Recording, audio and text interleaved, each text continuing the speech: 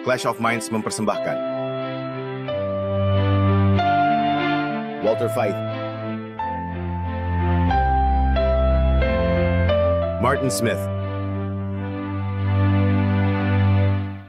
Martin Luther tahun 1517, Luka Parah tahun 1798, Kebangunan Besar Rohani tahun 1844, Ensiklikal Rerum Novarum tahun 1891, Konsili Vatikan II tahun 1962, Ensiklikal Laudato Si Perawatan Rumah Kita Bersama tahun 2015, Pandemi COVID-19 tahun 2019,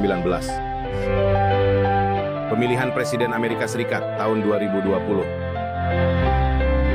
Perang Rusia melawan Ukraina tahun 2022, Perang Israel melawan Hamas tahun 2023, Pemilihan Presiden Amerika Serikat Trump versus Harris tahun 2024. WhatsApp Prof 228. Siapakah Raja Selatan? Bisakah kita mengalahkan dosa?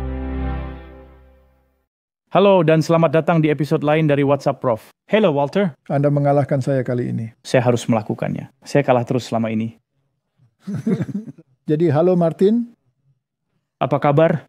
Saya sedang berusaha. Wow, itu saja yang bisa kita lakukan.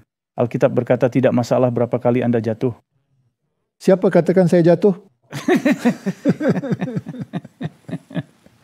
Saya sudah tua. Yang saya lakukan sekarang hanya tersandung saja. Baiklah. Sekarang mari kita tersandung melalui presentasi ini. Mari kita tersandung melewatinya. Tapi kita akan meminta Tuhan menjadi tongkat atau semacamnya untuk membantu kita melewatinya. Ya. Tongkat penyangga. Mari kita berdoa. Bapa surgawi kami hidup di masa yang sangat penting dan banyak hal terjadi di sekitar kami dan mata kami dapat dengan mudah tertipu. Jadi kami memohon agar Engkau membantu kami memahami hal-hal yang ada di luar sana dan membantu kami juga membawa hal ini kepada orang-orang di luar sana. Kami memohon ini dalam nama Yesus. Amin. Amin. Martin, ada 2 pertanyaan yang ingin kita bahas hari ini. Pembicaraan hari ini benar-benar tentang Raja Selatan. Ya, seperti latar backdrop kita tentang orang-orang. Tidak banyak orang yang mau mengatakan itu atau mau setuju dengan kita. Tidak. Tentang siapa Raja Utara dan Selatan itu. Baiklah, saya pikir ada beberapa suara yang berbicara dengan waras saat ini yang akan kita rujuk pada masalah ini. Tapi sejenak sebelum kita masuk ke masalah Raja Selatan yang menjadi topik presentasi ini, ada satu hal yang menjadi duri.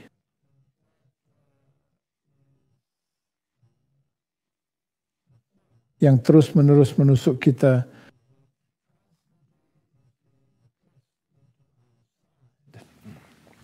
Yaitu, bisakah kita mengalahkan dosa? Sudah banyak orang menulis kepada kita bahwa kita mengklaim bahwa kita tidak bisa mengalahkan dosa.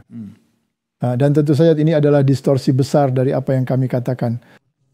Karena ada orang-orang di luar sana yang suka sekali memutarbalikkan apa yang dikatakan orang lain, kan? Dan kepada para pemutar balik itu, kami ingin dengan jelas menyatakan bagaimana situasinya. Dan dengan itu kita akan menutup topik ini.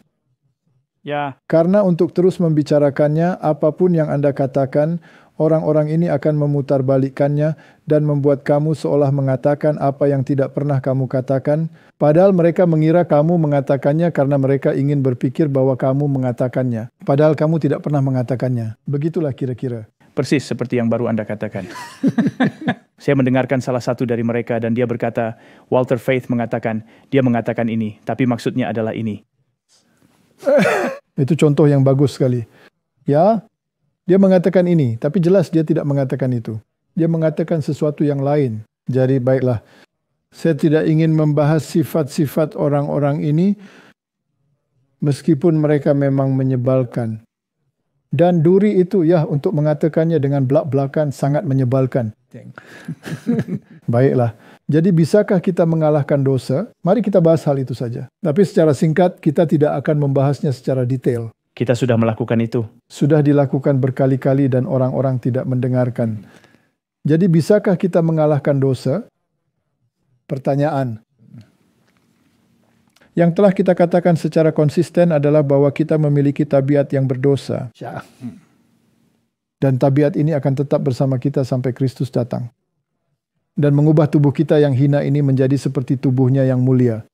Dan kita tidak memiliki kebenaran yang dapat kita klaim selain kebenaran Kristus. Jika mereka ingin mengatakan sesuai dengan yang tertulis di sana bahwa kami mengatakan Anda tidak bisa berhenti berbuat dosa, maka saya tidak bisa membantu mereka, maka jelas ada gangguan otak di suatu tempat.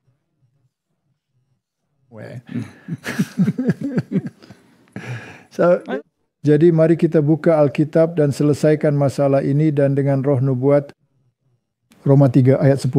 Kita bisa meletakkan 100 ayat di sana, tetapi hanya satu itu saja. Seperti ada tertulis, tidak ada yang benar, tidak seorang pun. Di sana tidak dikatakan bahwa tidak ada seorang pun yang benar sampai mereka menjadi sempurna dan tidak berdosa.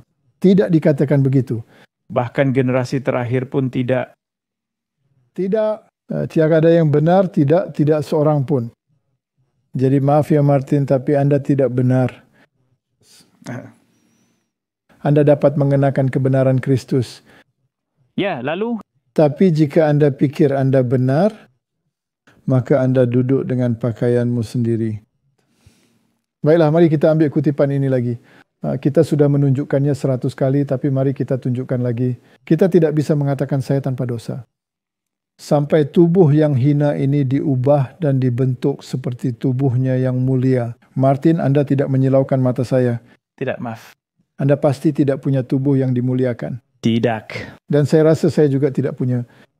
Tetapi jika kita terus berusaha mengikuti Yesus, pengharapan yang diberkati adalah milik kita untuk berdiri di hadapan takhta Allah. Tanpa cacat atau kerut atau hal semacam itu, sempurna di dalam Kristus, berselubung kebenaran dan kesempurnaannya. Apakah ini selaras dengan Roma 3 ayat 10? Persis sama. Roma hanya tidak menyertakan bagian terakhirnya. Kebenaran dan kesempurnaannya. Ya, baiklah. Jadi apakah ini berarti kita ditakdirkan untuk terus berbuat dosa karena kita punya sifat berdosa? Tidak. Nah, ini jadi masalah. Tapi orang-orang ini katakan bahwa kita katakan, ya, Anda akan terus berbuat dosa. Tidak, mereka hanya tidak mengerti apa yang kita katakan. Tidak, mereka tidak mau mengerti karena mereka ingin jadi sempurna. Mereka ingin menyebut diri mereka benar. Ya. Jadi apa yang sebenarnya kita katakan, Martin, adalah bahwa kita memiliki kecenderungan untuk berbuat dosa, dan kecenderungan itu akan tetap ada pada diri kita sampai Kristus datang. Tapi bukan berarti kita harus mengikuti kecenderungan itu. Ya. Kristus mati untuk kita. Dan ketika kita menerima korban penebusannya, bertobat dan dilahirkan kembali dalam Dia, Dia menyelimuti kita dengan kebenarannya. Dan oleh rohnya menghancurkan hati kita yang membatu dan membawa kita selaras dengan kehendaknya. Dosa menjadi menjijikkan bagi kita. Dan kita melihatnya apa adanya. Jika kita katakan bahwa kita tidak bisa mengatasi dosa, maka kita katakan bahwa Kristus tidak bisa bekerja dalam diri kita. Dan itu akan menjadi penyangkalan terhadap Injil. Cukup adil kan? Pasti. Tapi saya punya kecenderungan.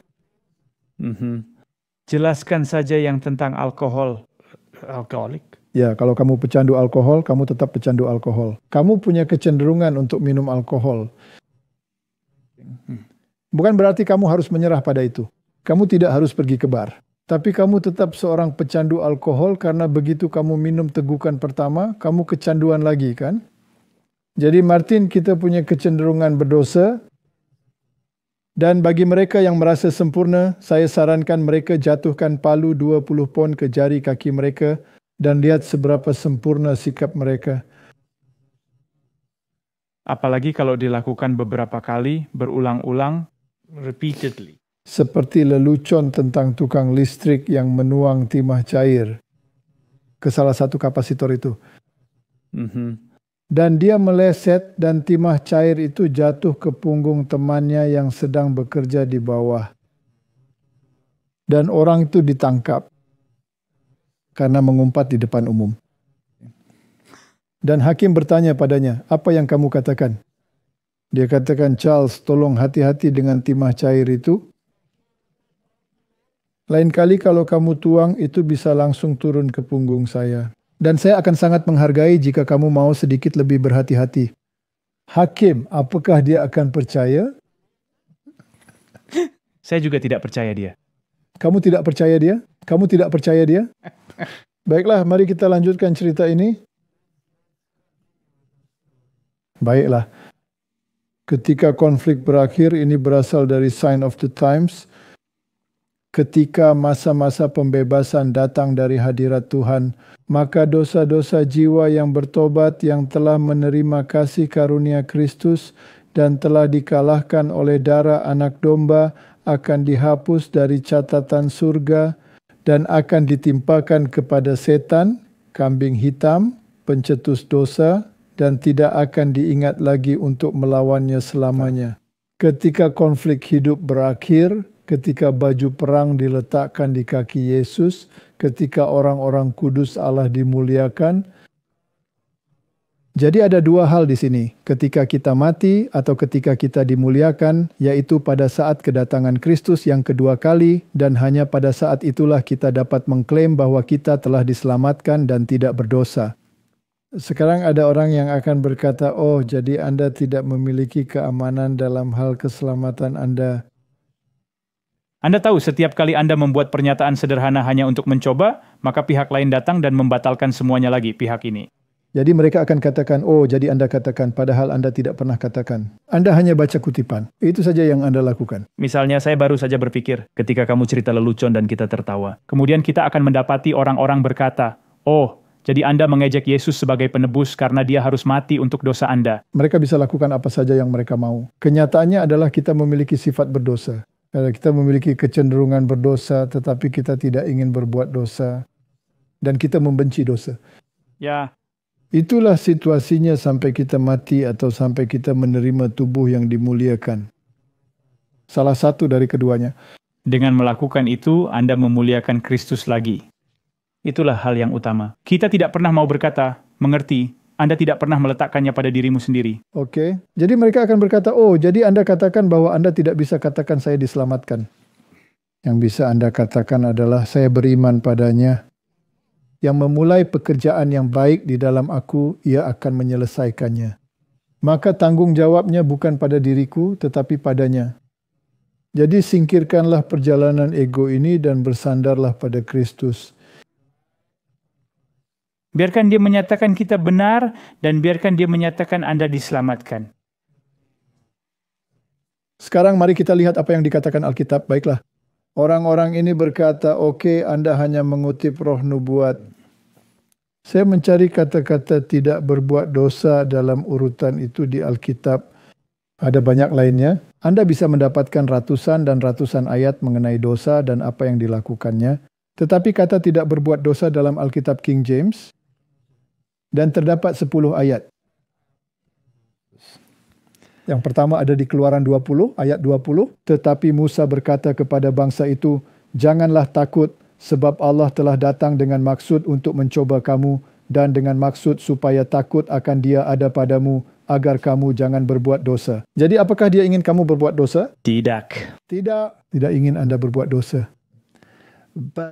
Tapi jika Anda mengingat Allah, dan Anda menghormatinya, itu akan membantu Anda untuk tidak berbuat dosa. Apakah itu yang dimaksudkan ayat itu? Tepat sekali. Itu adalah memanfaatkan pertolongannya karena Anda memandang kepadanya. Baiklah. Jadi siapa yang melakukan ini dalam dirimu? Dia. Oke. Ini sekarang perjanjian lama. Tentu saja di perjanjian baru hukum sudah tidak ada, jadi kamu bisa berbuat dosa kan? Itu ekstrim yang lain. Kalau orang katakan bahwa saya mengatakan itu sekarang saya sedang bercanda kan? 1 Samuel 14 ayat 34 kata Saul pula, berserak-seraklah di antara rakyat dan katakan kepada mereka, setiap orang harus membawa lembunya atau dombanya kepadaku, sembelihlah itu di sini, maka kamu boleh memakannya. Tetapi janganlah berdosa terhadap Tuhan dengan memakannya dengan darahnya. Jadi dia tidak ingin Anda berbuat dosa. Dia ingin Anda melakukan hal-hal yang tidak berdosa. Mazmur 4 ayat 4, biarlah kamu marah tetapi jangan berbuat dosa. Berkata-katalah dalam hatimu di tempat tidurmu tetapi tetaplah diam. Diamlah dan ketahuilah bahwa akulah Allah kan? Berkomunikasi dengan hatimu sendiri adalah membuatnya benar dengan Allah. Mazmur 39 ayat 1 untuk pemimpin biduan. Mazmur Daud, pikirku, aku hendak menjaga diri supaya jangan aku berdosa dengan lidahku. Berhati-hatilah dan jangan berbuat dosa. Aku hendak menahan mulutku dengan kekang selama orang fasik masih ada di depanku. Wow, itu sangat kuat. Jadi dia bahkan menjaga mulutnya saat dia terganggu dengan orang jahat. Ya, Dengan orang jahat. siapa yang dia lawan di sini? Sifat berdosanya kan? Itu dia. Baiklah. Namun demikian kata Yehezkiel, jikalau engkau memperingatkan orang yang benar itu, atau Allah berfirman melalui Yehezkiel, supaya ia jangan berbuat dosa dan memang tidak berbuat dosa, ia akan tetap hidup. Apakah ada syarat di sana? Ya, karena jika kamu kembali ke pelanggaran hukum, maka adalah kematian. Ya, karena dia juga memperingatkan, kamu telah menyelamatkan jiwamu. Jadi mari kita lompat ke perjanjian baru. Sadarlah akan kebenaran dan jangan berbuat dosa. Kebenaran siapa, Martin? Kristus. Ada di antara kamu yang tidak mengenal Allah. Hal ini kukatakan supaya kamu merasa malu. Efesus, apabila kamu menjadi marah, janganlah kamu berbuat dosa. Itu sulit. Itu luar biasa. Itu sulit. Janganlah matahari terbenam sebelum padam amarahmu. Jadi bisakah kamu marah kadang-kadang sampai matahari terbenam? Jadi kamu harus benar-benar bekerja pada dirimu sendiri dan berkata, saya tidak ingin melakukan ini. Saya tidak ingin melakukan ini. Ya, dan jangan berbuat dosa. Dan bagaimana jika timah cair itu jatuh ke punggungmu? Kamu harus kembali kepada Kristus. Oke. 1 Yohanes, anak-anakku, hal-hal ini kutuliskan kepadamu supaya kamu jangan berbuat dosa. Tetapi jika timah cair jatuh ke punggungmu dan kamu kehilangan kendali, kita memiliki seorang pengantara di hadapan Bapa, Yesus Kristus yang benar. Saya tidak tahu. Apakah saya boleh memparafrasakan ayat itu seperti itu? Mungkin. Mungkin, tapi saya masih akan mendapat masalah jika saya melakukannya seperti itu, kan? Kalau ada seorang melihat saudaranya berbuat dosa, yaitu dosa yang tidak mendatangkan maut, hendaklah ia berdoa kepada Allah dan dia akan memberikan hidup kepadanya, yaitu mereka yang berbuat dosa yang tidak mendatangkan maut. Ada dosa yang mendatangkan maut. Tentang itu tidak kukatakan bahwa ia harus berdoa. Itu dosa terhadap Roh Kudus. Ketika kamu berbuat dosa sampai mati, kita harus saling membantu. Kita harus saling mendukung. Semua kejahatan adalah dosa. Tetapi ada dosa yang tidak mendatangkan maut. Nah, saya baru saja berpikir ketika kita membaca bagian di mana dikatakan, jika ada orang berbuat dosa, kita memiliki seorang pengantara pada Bapa, dan sekarang ada pandangan teologi akhir zaman yang mengatakan bahwa ketika kita berdiri tanpa pengantara, disinilah masalahnya. Jadi dengan demikian Anda sudah mencapai kesempurnaan? Tidak, karena Anda masih memiliki tubuh yang belum dimuliakan, jadi bagaimana Anda bisa berdiri tanpa seorang pengantara? Alkitab memberitahu kita apa yang akan terjadi. Dia mengatakan bahwa dia akan memberikan malaikatnya. Mereka akan melindungi Anda dari serangan ini.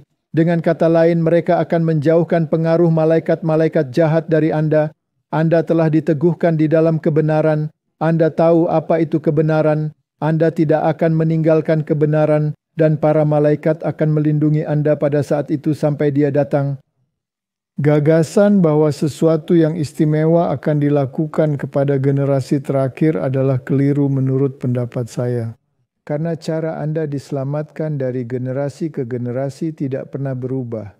Tidak akan ada perubahan pada akhirnya. Jadi, ketika Elia diangkat dan dibawa ke surga, apakah ia merupakan kasus khusus yang menerima berkat khusus ini? Atau apakah ia seperti Maria menurut kepercayaan Katolik yang mendapat konsepsi tanpa noda sehingga dia memiliki sifat yang tidak jatuh? Tidak bisa. Jadi tidak ada yang berlaku, tidak ada yang berlaku. Rencana keselamatan adalah sama sepanjang jalan. Dan ketika Yesus datang, ia akan mengubah tubuh yang hina ini menjadi tubuhnya yang mulia, tetapi ketika Anda berdiri di sana tanpa pengantara, para malaikatlah yang akan melindungi Anda dari pengaruh-pengaruh jahat. Dan Roh Kudus-Nya yang telah bekerja di dalam dirimu dan di dalam pikiranmu akan membuatmu tetap berada di dalam pola pikirmu yang telah engkau tetapkan sehingga engkau tidak dapat digerakkan. Ya. Itulah yang dimaksud dengan diteguhkan begitu kuat dalam kebenaran. Sehingga Anda tidak dapat digerakkan. Itulah yang dimaksud dengan dimeteraikan. Jadi bisakah saya katakan secara langsung bahwa pada masa itu Anda mungkin tidak akan berbuat dosa? Tidak, Anda mungkin tidak akan berbuat dosa. Bahkan Anda tidak akan berbuat dosa. Anda tidak akan berbuat dosa. Anda tidak akan berbuat dosa pada saat itu. Bukan berarti Anda belum tidak berdosa karena Yesus akan... Saya tidak bisa katakan bahwa saya tidak berdosa. Tetapi Anda tidak akan berdosa pada saat itu. Dan saya pikir itu menjernihkan kebingungan besar tentang bagaimana orang berpikir. Jadi pada dasarnya kita mengatakan hal yang sama. Kita hanya tidak melangkah lebih jauh dan menganggap diri kita suci tanpa dosa. Karena Martin, apakah para malaikat tidak berdosa? Ya. Apakah mereka tidak memiliki kecenderungan untuk berbuat dosa? Ya, mereka tanpa kecenderungan untuk berbuat dosa. Apakah mereka jatuh? Ya, sepertiga dari mereka berbuat dosa. Oke, mari kita ambil contoh lain, Adam di Eden. Apakah dia tanpa dosa? Ya. Apakah dia tanpa kecenderungan untuk berbuat dosa? Ya. Apakah dia jatuh? Ya. Jadi bisakah dia jatuh? Ya, itu membuat perbedaan besar. Itu membuat perbedaan besar. Jadi Martin, bahkan jika pada akhirnya Anda dapat berdiri tanpa pengantara dalam kesempurnaan Anda sendiri, Anda tetap akan jatuh tanpa Kristus. 100%. Apakah kita masih bisa berbuat dosa ketika kita masuk surga nanti? Martin, jika Kristus mati untuk kebebasan memilih Anda, apakah dia akan mengambilnya? Tidak. Itu akan konyol semua usaha itu. Mengapa dia tidak menghapusnya sejak awal dan menyelesaikan masalahnya saat itu juga, bukan? Tepat sekali. Jadi kamu masih bisa berbuat dosa. Apakah Anda akan berdosa? Tidak. Tidak, mengapa? Karena Anda sudah mantap dengan kebenaran sehingga tidak bisa digoyahkan. Oke, siapakah kebenaran itu? Kristus. Jadi bahkan malaikat pun tidak ada yang selamat tanpa Kristus. Jika Kristus tidak mati untuk dosa pada akhirnya. Semuanya akan jatuh. Malaikat, dunia yang jatuh dan yang tidak jatuh, semua orang pada akhirnya mungkin akan berdosa. Jadi semua orang di surga akan tetap bergantung pada Kristus. Untuk tetap tidak berdosa selama-lamanya. Tetapi tidak akan ada lagi orang yang meragukan Kristus. Benih keraguan yang dilemparkan kepada Kristuslah yang menyebabkan perpisahan dengan Kristus. Yang secara otomatis membawa kepada dosa. Itulah yang terjadi. Jadi jika ada 10 ayat dalam Alkitab yang mengatakan jangan berbuat dosa, apakah Tuhan meminta hal yang mustahil? Tidak. Tidak. Baiklah, jadi pekabaran malaikat ketiga adalah kebenaran oleh iman dalam kebenaran. Beberapa orang telah menulis kepada saya untuk menanyakan apakah pekabaran tentang pembenaran oleh iman adalah pekabaran malaikat ketiga. Dan saya telah menjawab bahwa itu adalah pekabaran malaikat ketiga dalam kebenaran. Itu adalah pekabaran yang sebenarnya. Tetapi dikatakan janganlah kamu melanggar perintah-perintah Allah dan janganlah kamu menuruti perintah-perintah yang palsu dan janganlah kamu menerima tanda binatang itu yang merupakan perintah yang membenarkan diri sendiri. Tidak ditemukan dalam Alkitab, bukan? Ya, lalu bagaimana itu disebut kebenaran oleh iman? Karena Anda tidak dapat melakukannya tanpa kebenaran Kristus yang menutupi Anda dan kuasanya yang memampukan Anda. Jadi hal itu menghadirkan juru selamat yang terangkat. Itulah yang dilakukannya. Pekabaran ini adalah untuk membawa juru selamat yang telah ditinggikan ke hadapan dunia, yaitu pengorbanan bagi dosa-dosa seluruh dunia. Pesan ini menyajikan pembenaran melalui iman dalam jaminan. Ia mengundang orang-orang untuk menerima kebenaran Kristus yang dinyatakan dalam ketaatan kepada semua perintah Allah. Inilah inti dari masalah ini. Jika Anda menerima kebenaran, Anda dimampukan untuk menaati perintah-perintah. Dan oleh karena itu hal itu dinyatakan. Ya. Martin, apakah Anda seorang pelanggar Sabat sebelum Anda menemukan kebenaran Kristus? Ya, tentu saja. Baiklah, ya tentu saja. Sekarang Anda telah menemukan kebenaran Kristus. Apakah Anda telah meninggalkan sabat palsu dan memelihara sabat yang benar dari Alkitab? Ya, Itu mudah, bukan? Tetapi engkau telah melakukannya. ya. Mengapa? Karena itu adalah kebenaran dan saya percaya bahwa itulah yang Allah tuntut dari kita. Oh, dan kemudian Anda melakukannya. Ya, Jadi kamu menghentikan dosa itu. ya. Mereka perlu mengarahkan pandangan mereka kepada pribadi ilahinya, jasa-jasanya, dan kasihnya yang tidak pernah berubah bagi keluarga manusia. Semua kuasa yang diberikan kepadanya agar ia dapat membagikan karunia-karunia yang melimpah kepada manusia, memberikan karunia yang tak ternilai harganya, yaitu kebenarannya sendiri, kepada manusia yang lemah dan tak berdaya. Ini adalah pekabaran yang diperintahkan Tuhan untuk disampaikan kepada dunia. Ini adalah pekabaran dari malaikat ketiga yang harus diberitakan dengan suara nyaring dan disertai dengan pencurahan rohnya dalam jumlah yang besar. Jadi Martin, yang kita katakan adalah berhentilah menyombongkan diri tentang ketidakberdosaanmu dan terimalah kebenaran Kristus sebagai tiketmu, sebagai hakmu untuk masuk surga. Jangan pernah berkata, ya lihat saya. Ya, Ini adalah hal yang bersifat Farisi. ada sebuah ayat yang mengatakan, berjaga-jagalah supaya kamu jangan sampai kamu menyangka bahwa kamu berdiri teguh padahal kamu jatuh. Itu berkaitan dengan ketika Anda berpikir bahwa sekarang saya telah mencapai. Baiklah, jadi mari kita ajukan pertanyaan lagi. Dapatkah kita mengalahkan dosa? Kita harus mengalahkan dosa. Dan dapat mengalahkan dosa di dalam Dia. Martin, jika kamu tidak menempatkan di dalamnya di sana, kamu sedang menempuh jalan yang salah. Dan tahukah Anda, berhati-hatilah karena terkadang mereka menaruh kepercayaan kepadanya di sana, tetapi itu hanya basa-basi. Karena mereka berkata bahwa mereka akan berdiri tanpa pengantara dan karena itu menjadi sempurna. Bahkan seorang malaikat pun tidak dapat berdiri tanpa Kristus dan menjadi sempurna. Dia memampukan kita, Dia mengarahkan kita, Dia menghidupi kehidupannya di dalam diri kita. Lalu saya bertanya, Martin, bukankah kita menyanyikannya? Hidupkanlah hidupmu di dalam diriku. Oh Yesus, dan sebagainya, dan sebagainya, dan sebagainya. Tidakkah kita menyanyikannya? Jangan sampai kita menyombongkan diri dan mengatakan bahwa kita tidak berdosa. Kita memerlukan pendekatan yang rendah hati terhadap kemampuan kita daripada membanggakan pencapaian kita. Dan mengatakan bahwa kita tidak berdosa, marilah kita mengingat siapa diri kita dan memuliakan Allah atas keselamatan yang begitu besar. Karakter yang kita kembangkan di sini adalah karakter yang akan kita bawa ke surga. Setujukah Anda dengan pernyataan itu? Saya suka pernyataan itu. Jadi mari kita lihat apa yang dikatakan oleh Christ Object Lessons. Ketika suara Tuhan membangunkan orang mati, Dia akan datang dari kubur dengan selera dan nafsu yang sama, kesukaan dan ketidaksukaan yang sama dengan yang Dia sukai ketika hidup. Allah tidak melakukan mukjizat untuk menciptakan kembali seseorang yang tidak akan diciptakan kembali ketika ia diberikan setiap kesempatan dan diberikan setiap fasilitas. Selama hidupnya, ia tidak bersukacita di dalam Tuhan dan tidak menemukan kesenangan di dalam pelayanannya.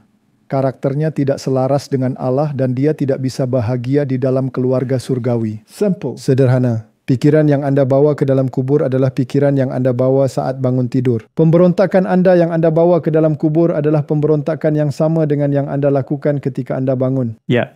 Satu-satunya yang dapat menghapusnya adalah Kristus. Dia tidak akan mengubah karakter Anda saat Anda berada di dalam kubur.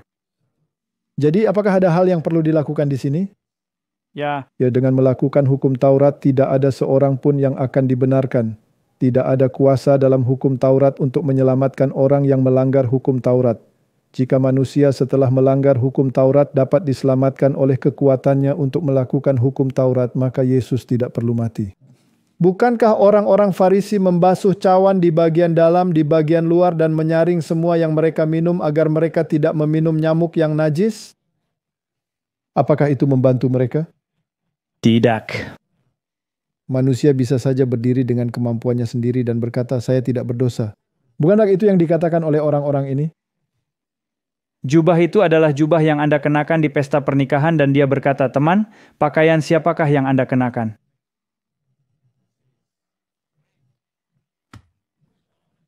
Maaf, kami tergelincir di sana. Kami akan sempurna sekarang. Anda tidak harus mati. Tidak masalah. Allah tidak akan pernah menurunkan standarnya kepada standar manusia, dan manusia tidak akan pernah mampu mengangkat dirinya sendiri untuk memenuhi tuntutan kesempurnaannya. Tetapi Kristus datang ke dunia kita dan membayar hutang orang berdosa, menanggung hukuman atas pelanggaran hukum dan memuaskan keadilan. Sekarang orang berdosa dapat mengklaim kebenaran Kristus. Di mana dosa berlimpah, kasih karunia jauh lebih berlimpah lagi. Orang berdosa sekarang dapat mengklaim kebenaran Kristus. Bukan lihat saya hebat sekarang. Roma 5 ayat 8. Tetapi Allah menunjukkan kasih-Nya kepada kita oleh karena kita masih berdosa. Kristus telah mati untuk kita, ini cukup jelas bagi saya. Jadi mari kita pikirkan lagi apakah Anda akan mengatakannya secara potensial. Setiap orang dapat diselamatkan karena darah Kristus yang cukup untuk semua orang. Ya. Apakah ini berarti semua orang akan diselamatkan? Tidak. Tidak, karena hanya mereka yang menerima rencana keselamatan dan memenuhi syarat-syaratnya yang akan diselamatkan. Benar begitu? Secara potensial, setiap orang dapat memiliki akses ke surga, tetapi hanya sedikit yang menemukannya karena mereka tidak mencarinya. Apakah Anda setuju dengan hal itu? Ya. Tetapi bagaimana dengan mereka yang belum pernah mendengar tentang kebenaran? Dan apakah ada perbedaan antara mereka yang mengetahui kebenaran dan mereka yang tidak? Bukankah itu pertanyaan yang bagus? Nah, Anda dapat membaca Roma. Ada banyak hal yang dapat dikatakan tentang mereka yang berada di bawah hukum Taurat dan mereka yang tidak berada di bawah hukum Taurat. Dengan kata lain, mereka yang mengetahui hukum Taurat, mengetahui jalan Tuhan, dan mereka yang tidak mengetahui jalan itu. Tapi satu kutipan kecil. Tapi Anda baru saja membuka masalah yang rumit sekarang. Jadi Anda harus memahami kitab Roma karena itulah yang sebenarnya yang baru saja Anda sebutkan sebagai salah satu alasan mengapa mungkin seluruh dunia evangelis mengatakan bahwa Anda tidak perlu lagi melakukan hukum Taurat. Jadi apakah kita meniadakan hukum Taurat oleh iman? Sekali-kali tidak. Kita menegakkan hukum Taurat. Ini adalah keseimbangan. Oke, mereka selalu meninggalkan ayat itu. Baiklah, mari kita lihat apa yang dikatakan manuskrip 130, sebuah komentar tentang Yohanes 15 ayat 22. Ujian-ujian Tuhan berbeda, Martin. Itulah yang juga dikatakan oleh kitab Roma. Ujian Tuhan terhadap orang-orang kafir yang tidak memiliki terang. Dan orang-orang yang hidup di mana pengetahuan akan kebenaran dan terang telah berlimpah sama sekali berbeda. Dia menerima dari mereka yang berada di negeri kafir sebuah fase kebenaran yang tidak memuaskannya ketika ditawarkan oleh mereka yang berada di negeri Kristen. Dia tidak menuntut banyak di mana banyak hal belum diberikan. Martin, ini adalah pernyataan yang sangat kuat. Ini benar-benar selaras dengan Roma. Ya. Jadi Martin, jika kamu telah menerima Kristus dan kamu berkata bahwa kamu seorang Kristen, apakah itu menempatkan tanggung jawab yang lebih besar pada dirimu? Pasti. Jadi apakah itu berarti di dalam Kristus Anda harus berjuang untuk menang agar dapat menjadi teladan bagi orang lain? Pasti. Kemudian kamu bertumbuh, itu harus menjadi lebih baik. Ya. Jadi selaras dengan roh nubuat, saya ingin menyatakan secara terbuka bahwa saya tidak pernah mengaku tidak berdosa. Saya tidak pernah mengklaim bahwa saya telah mengalahkan sepenuhnya dan seutuhnya sifat dosa saya. Tetapi saya telah dengan pasti menyatakan bahwa saya tidak ingin berbuat dosa. Benar sekali. Dan dengan kasih karunia Kristus, saya dapat mengalahkan dosa. Kalau tidak, apa gunanya pengudusan? Tidak akan ada pengudusan. Maka kita bisa membuangnya dan kita bisa hanya duduk dengan pembenaran dan terus berbuat dosa. Dan kemudian kita bisa membuang hukum. Ya. Jadi siapapun yang ingin mengatakan bahwa kami menyatakan bahwa Anda harus terus berbuat dosa, karena Anda memiliki sifat berdosa, mereka tidak mengerti kebenaran oleh iman, mereka juga tidak mengerti pengudusan. Karena ya Alkitab juga mengatakan bahwa tanpa pengudusan, tidak seorang pun akan melihat Allah. Tetapi ukuran seberapa besar pemahaman Anda tentang masalah itu berperan karena Allah adalah Allah yang adil. Saya pikir orang salah mengerti tentang pengudusan. Mereka berpikir Anda harus bekerja menuju pengudusan, tetapi Kristuslah yang menguduskan Anda. Bukan karena perbuatan hukum Anda diselamatkan. Hanya perbuatan yang dilakukan oleh Kristus di dalam Anda. yang memiliki nilai apapun di hadapan Allah. Itu sebenarnya membuat Anda tetap dalam pengudusan. Jadi bahkan orang kafir Yang baik dan ramah digerakkan oleh Roh Kristus meskipun dia tidak mengetahuinya. Ya, Karena dengan dirinya sendiri dia akan menjadi seperti penguasa lalim lainnya. Karena bosnya adalah penguasa lalim dari segala penguasa lalim, yaitu iblis. Saya harap itu menyelesaikan masalah ini. Saya tidak ingin membicarakannya lagi, tetapi Martin, saya tidak sabar untuk memiliki tubuh yang dimuliakan. Sehingga pergulatan yang terus-menerus melawan diri sendiri ini harus bangun dengan tongkat bisbol untuk memukul manusia lama yang berdosa sampai mati setiap pagi, akhirnya bisa berakhir. saya setuju. Aku telah memelihara jalan-jalan Tuhan dan tidak pernah dengan sengaja meninggalkan Allahku. Itu Daud yang berbicara. Martin, Anda membaca kisah Daud dan lihat apa yang dia katakan di sini. Tentu saja ini adalah lambang Kristus yang benar-benar melakukan ini. Dia tidak pernah melakukan sesuatu yang jahat atau pernah menyimpang darinya. Jadi satu-satunya klaimnya adalah sebagai lambang Kristus. Sebab semua hukumnya selalu ada di hadapanku, dan aku tidak menjauhkan ketetapan-ketetapannya daripadaku. Aku berlaku tidak bercela di hadapannya, dan aku menjaga diriku dari kesalahanku. Apakah itu selaras dengan kisah Daud dalam Alkitab? Tidak. Tetapi itu selaras dengan antitipnya. Itu dia dengan Kristus. Jadi mari kita letakkan penekanan pada tempatnya. Dan sekarang mari kita mulai diskusi kita untuk hari ini. Ya, Setelah menyelesaikan hal itu, semoga untuk selamanya, kita berbicara tentang Raja dari Utara dan Raja dari Selatan. Dan yang terakhir adalah sekali lagi tentang Timur Tengah. Dan tentang Raja dari Utara. Siapa dia? Apakah dia Kepausan atau Turki? Atau apakah itu Islam atau siapa? Dan kami dengan sangat tegas menyatakan bahwa Alkitab sangat jelas. Bahwa Raja Utara adalah yang memerintah dan memegang tongkat kerajaan pada akhir zaman. Dan itu adalah kekuatan tanduk kecil. Dan jika Anda membaca kitab Daniel, Anda akan melihat bahwa penghakiman sedang terjadi di surga. Sementara tanduk kecil itu mengucapkan kata-kata sombong di sini. Itulah yang dimaksud, bukan?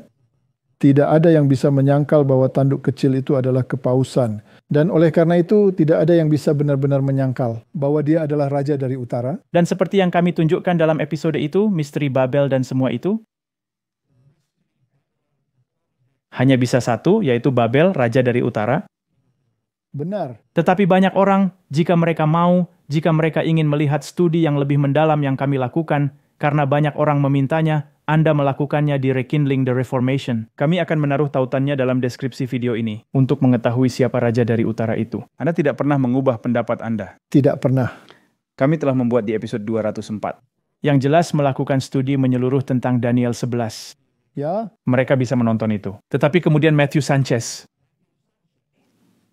Baru-baru ini juga membuat video yang sangat bagus. ya. Dan dia berhubungan dengan orang-orang yang sekarang mengklaim bahwa Turki adalah Raja Utara. Dan oleh karena itu Islam akan memainkan peran utama pada akhirnya. Dan dia telah menjauhkan diri dari ajaran itu. Dan berpisah dari pola pikir tersebut. jadi saya akan menyertakan tautan ke video itu juga. Sertakan tautannya karena dia melakukan pekerjaan yang sangat baik. Dan kita tidak perlu mengulangi apa yang dia katakan. Karena dia melakukan pekerjaan yang sangat baik. Jadi lihatlah apa yang dia katakan. Yang menarik adalah, saya baru ingat sekarang, di Total Onslaught, Anda membuat Islamic Connection.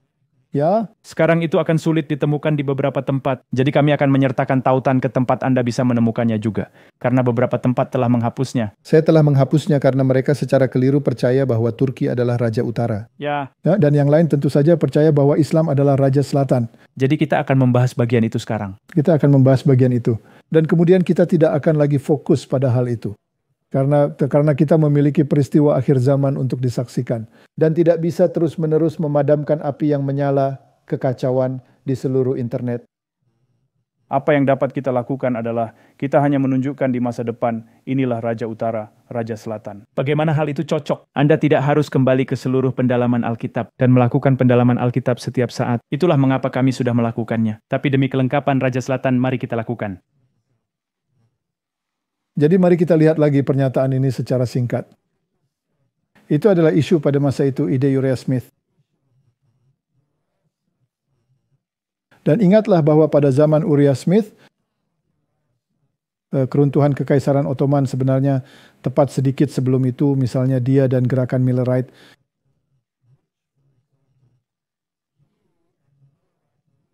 Menubuatkan apa yang tertulis dalam Daniel. Dan sampai pada kesimpulan bahwa Kekaisaran Ottoman yang pada dasarnya berpusat di Turki akan runtuh. Dan memang benar. Ya, mereka benar-benar memprediksi tanggal yang tepat semuanya. Dan ini merupakan tonggak penting dalam memberikan dorongan pada pemahaman nubuatan. Tetapi itu adalah peristiwa bersejarah yang telah terjadi. Ya. Sekarang untuk mengambil peristiwa bersejarah itu dan memperluas hingga akhir zaman jika itu kasusnya, maka roh nubuat. Dan khususnya Great Controversy akan menekankan bahwa hal itu yang akan dilakukan tidak sepatah kata pun. Sebenarnya itu adalah binatang keluar dari laut dan binatang yang keluar dari bumi yang menjadi penekanan dalam pendalaman tersebut. Jadi saya hanya kembali ke sejarah. Untuk menunjukkan apa yang terjadi di sana adalah ide-ide yang dimiliki Uriah Smith dan yang dimiliki James White. Dan kemudian para perintis pada umumnya. Semuanya memiliki konsep yang dimiliki James White. Hanya karena Ellen White mendukung Daniel dan Wahyu milik Uriah Smith karena ada banyak kebenaran di dalamnya. Dan karena itu juga menekankan bahwa kekuatan Ottoman ini akan runtuh. Dan itu digenapi sampai hari itu. Oleh karena itu ada banyak kebenaran di dalamnya. Tapi mengembangkannya sampai akhir zaman tidak pernah didukung olehnya dalam bentuk apapun. Dan tidak satu pun dari buku yang dia tulis? Tidak ada. Sampai tahun 1915, Anda bisa membaca Testimonies to the Church. Setiap volume. Hanya kepausan. Dan ngomong-ngomong Martin, jika kita mempelajari kitab Wahyu yang membawa kita sampai ke akhir, ya tidak ada di sana selain bagian-bagian dalam bagian historis yang pernah merujuk pada Islam. Jadi secara historis ya. Tetapi ketika sampai pada eskatologi, apa yang akan terjadi di akhir zaman. Jadi Wahyu pasal 10, 11, 12, 13, 14, 15 sampai akhir kitab memberitahu kita apa yang akan terjadi. Dan para pelaku utama adalah binatang yang keluar dari laut dan binatang yang keluar dari bumi. Dan tidak pernah lagi disebutkan kekuatan lain seperti Islam. Tidak pernah. Jadi mari kita lihat masalah ini. Salah satu kesaksian kepada individu yang disampaikan kemungkinan besar hanya dalam bentuk lisan.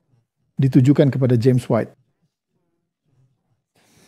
Sebuah teguran atas tindakannya. Tepat sebelum pertemuan perkemahan gabungan. Dan sesi konferensi umum, dia dan Uriah Smith memiliki pandangan yang bertentangan. Tentang nubuatan Raja Utara. Yang digambarkan dalam Daniel 11. Dan kekuatan yang disajikan dalam ayat 45 yang akan sampai pada ajalnya tanpa ada yang menolong. White dalam pidatonya pada pagi Sabat 28 September di tenda pertemuan perkemahan yang baru didirikan. Menentang interpretasi Smith. Dia merasa bahwa pendekatan Smith yang menunjukkan bahwa dunia berada di ambang Harmagedon akan mengancam dukungan finansial yang kuat. Yang dibutuhkan untuk pekerjaan gereja yang berkembang pesat. Jadi ini ditulis dalam tahun-tahun kesepian.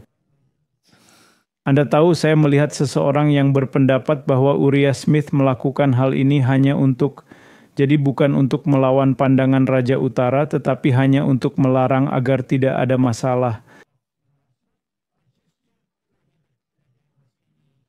Apakah Anda pikir dia akan melakukannya hanya untuk itu? Omong kosong, benar-benar omong kosong. Jadi pesan Ellen White kepada suaminya adalah teguran karena mengambil langkah yang akan membawa orang-orang untuk mengamati perbedaan pendapat di antara para pemimpin dan menurunkan kepercayaan mereka terhadap para pemimpin. Bagi para pemimpin gereja untuk berdiri dalam posisi yang terpecah di hadapan jemaat adalah berbahaya.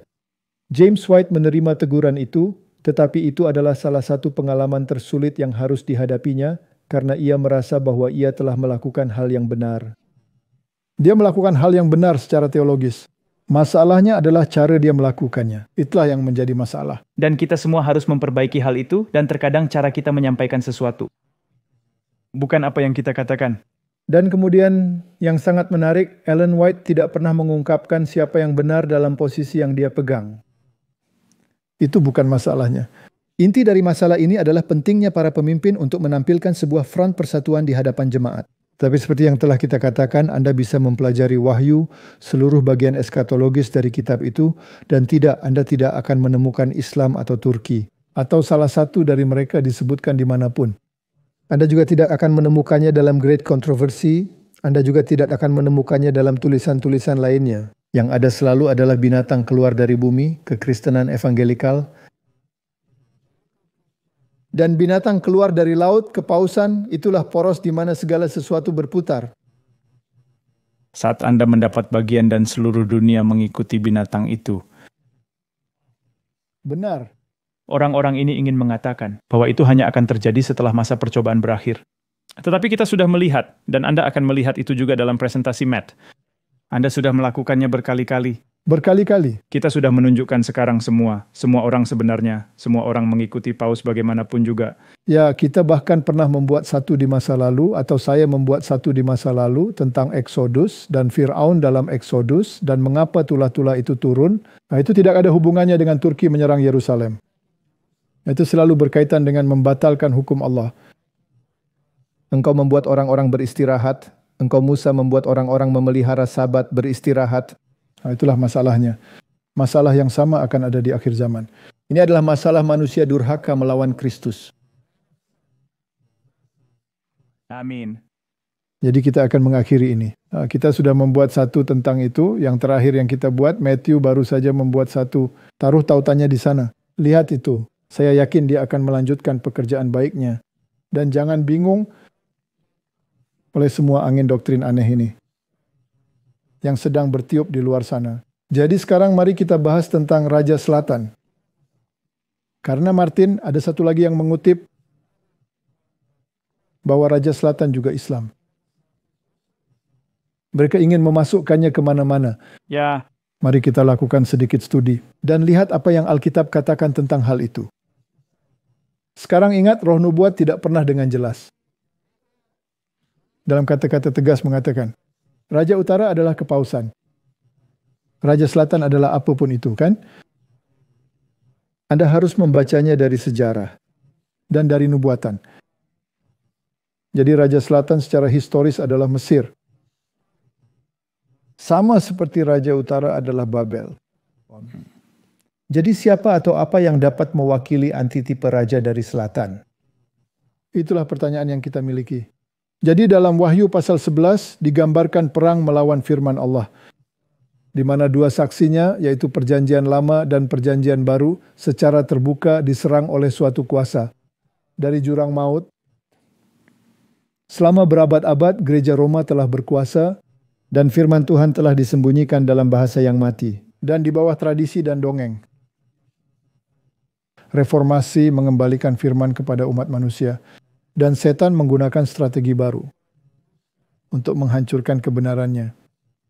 Jadi reformasi yang berkata, kalian tahu, ini adalah kriteria yang kami gunakan. Kami bekerja dengan Alkitab dan Alkitab saja. Inilah dia. Nah, itu menghancurkan kekuatan kepausan. Yang mendasarkan pada tradisi dan semua masalah lainnya. Jadi sekarang bagaimana caranya menyerang Alkitab? Nah, kamu harus menggunakan strategi lain. Ya, mereka telah menggunakan beberapa strategi. Salah satunya adalah mengubahnya sedikit di sini, sedikit di sana. Itu dia, ya. Masuk dengan sesuatu seperti evolusi dan menerima itu. Kita harus melihat keseluruhan gambaran. Jadi ketika kesalahan dalam satu bentuk telah terdeteksi, itulah yang reformasi lakukan. Ini berasal dari Great Controversy. Setan hanya menyamarkannya dengan penyamaran yang berbeda. Dan banyak orang menerimanya dengan penuh semangat seperti pada mulanya. Ketika orang-orang menemukan bahwa Romanisme adalah sebuah penipuan yang reformasi jelaskan dengan sangat terang dan dia tidak dapat melalui lembaga ini, membawa mereka kepada pelanggaran hukum Allah, dia mendorong mereka untuk menganggap semua agama sebagai penipuan. Dan Alkitab adalah dongeng. Dan dengan mengesampingkan ketetapan-ketetapan ilahi, mereka menyerahkan diri mereka kepada kejahatan yang tak terkendali. Jadi jika Anda membuang petunjuk-petunjuk Allah, maka Anda memiliki kejahatan yang tak terkendali. Ya, ini adalah ketidakpatuhan hukum. Ini adalah menyingkirkannya. Oke, ketidakpatuhan hukum. Lanjutkan dengan karya ini. Ketika mereka sudah selesai, itulah kesaksian mereka, perjanjian lama dan perjanjian baru, masa ketika kedua saksi. Akan bernubuat berpakaian kain kabung. Berakhir pada tahun 1798. Ketika mereka mendekati akhir. Dari pekerjaan mereka dalam kegelapan, Alkitab dengan kata lain, perang akan dilakukan terhadap mereka oleh kekuatan yang direpresentasikan sebagai binatang yang naik dari jurang maut. Di banyak bangsa di Eropa, kekuatan yang memerintah di gereja dan negara telah selama berabad-abad dikendalikan oleh setan melalui perantara kepausan. Bukan Turki. Tidak. Tapi di sini diperlihatkan sebuah manifestasi baru dari kekuatan setan, sebuah strategi yang lain. Ya, Ahli strategi yang sama. itu dia setan menggunakan wakil yang sama. Tapi dalam bentuk yang lain. Sudah menjadi kebijakan Roma dengan dalih menghormati Alkitab untuk menguncinya dalam bahasa yang tidak dikenal. Dan menyembunyikannya dari orang-orang. Di bawah pemerintahannya, para saksi bernubuat berpakaian kain kabung. Tapi kekuatan lain, binatang dari jurang maut, akan muncul untuk membuka perang sumpah atas firman Tuhan. Oke? Tapi itu adalah ahli strategi yang sama yang berada di belakangnya setan. Ngomong-ngomong, kepada siapakah iblis memberikan kuasa dan kedudukannya serta otoritasnya yang besar? Roma, Wahyu 13. Sempurna. Sempurna. Jadi tidak ada yang berubah. Kita hanya mengenakan penyamaran baru. Ini seperti seorang pesulap. Suatu saat dia berpakaian hitam. Dan pada saat berikutnya dia berpakaian merah.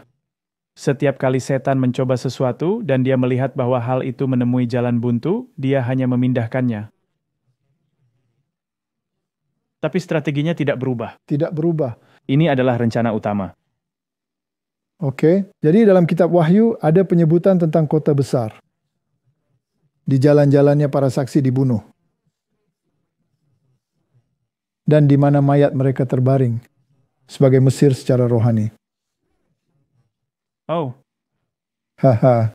Sekarang Martin, siapakah Mesir dalam arti harfiah sebelumnya? Raja Selatan. Tapi sekarang kita berbicara tentang Mesir rohani. Oh, tapi saya pikir menurut orang-orang ini, Anda tidak bisa beralih dari harfiah ke rohani dalam Daniel. Tapi Martin, Tapi roh nubuat melakukannya. tapi Anda diizinkan melakukannya dalam hal seluruh gereja. Karena Alkitab berbicara tentang Israel rohani. Jadi Martin, Mesir secara rohani, apakah itu persamaan atau apakah itu disamakan dengan raja rohani dari selatan? Ya, Oke. Dari semua bangsa yang disajikan dalam sejarah Alkitab, Mesir paling berani menyangkal keberadaan Allah yang hidup. Jadi itu adalah sebuah kriteria. Singkirkan dia. Dan menolak perintahnya. Benar kan?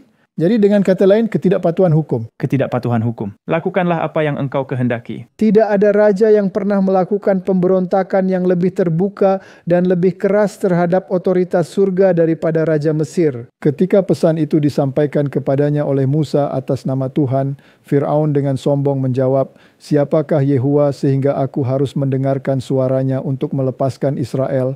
Aku tidak mengenal Yehuwa dan lagi pula aku tidak akan membiarkan Israel pergi." Inilah jiwa dari Mesir yang rohani.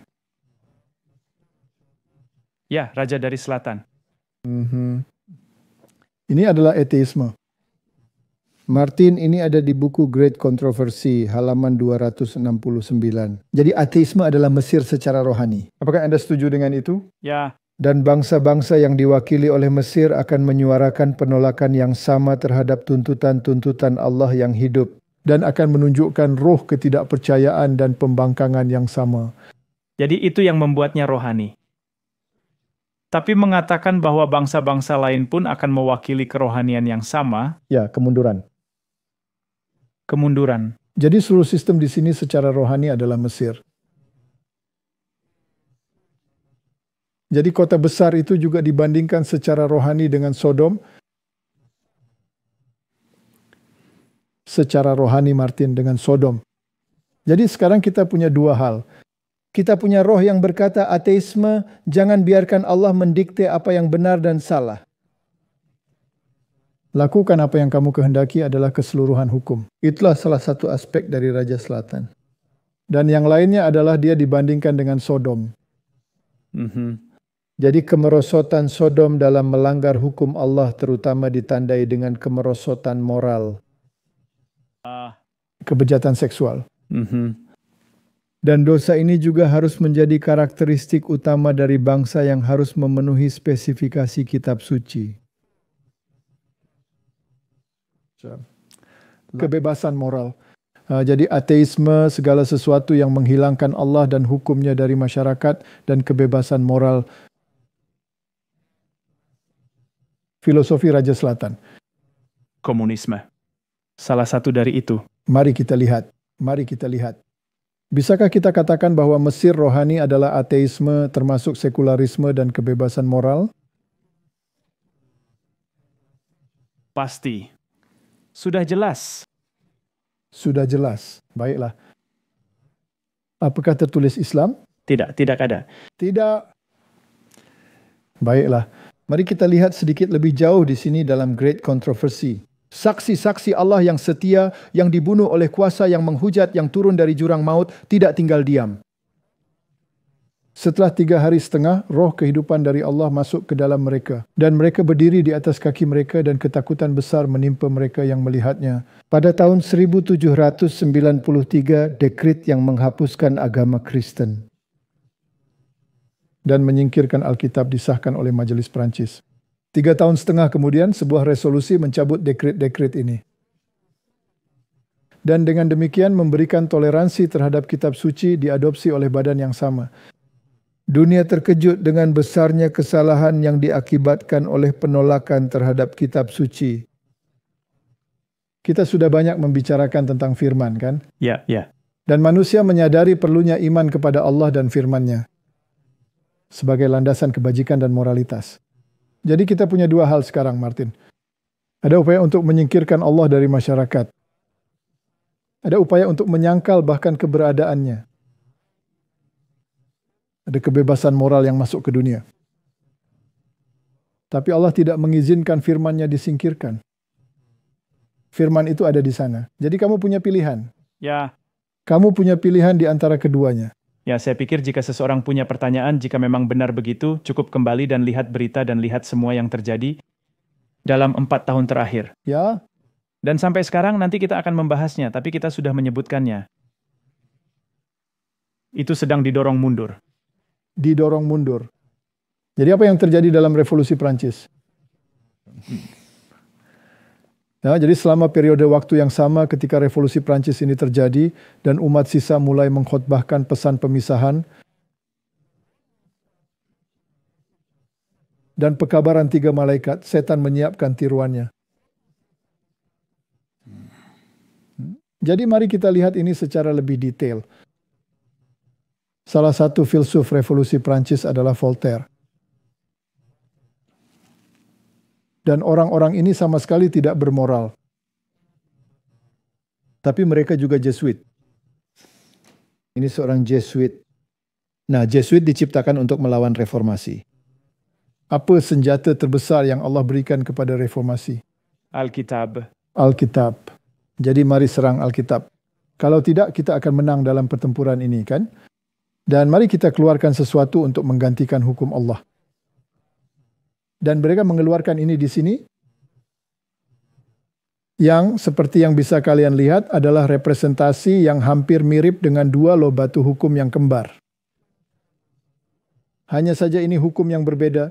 Dan kalau kita lihat lebih detail lagi, ini adalah deklarasi hak asasi manusia asli dari Revolusi Prancis yang dibuat dalam bentuk dua loh batu dengan pemisah di tengahnya. Jadi ini rezim fasis. Dan ada topi kecil yang lucu di bagian atas sana, yaitu topi Frigia, topi Jakobin. Dan kita telah menelusuri topi itu sampai ke Asyur, bukan?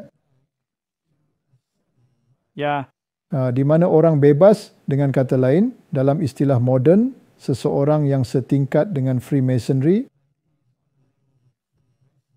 melayani kekuatan yang lebih tinggi, yaitu Raja Asyur, yang merupakan gambaran Raja Babel, yang merupakan gambaran kepausan. itu dia. Intinya. Ya, dan kemudian ada mata yang melihat segalanya milik Jesuit di atasnya, dan tentu saja ular dengan ekor di mulutnya, dengan kata lain, dia adalah ular pemberi kehidupan, yang tidak memiliki awal dan tidak memiliki akhir.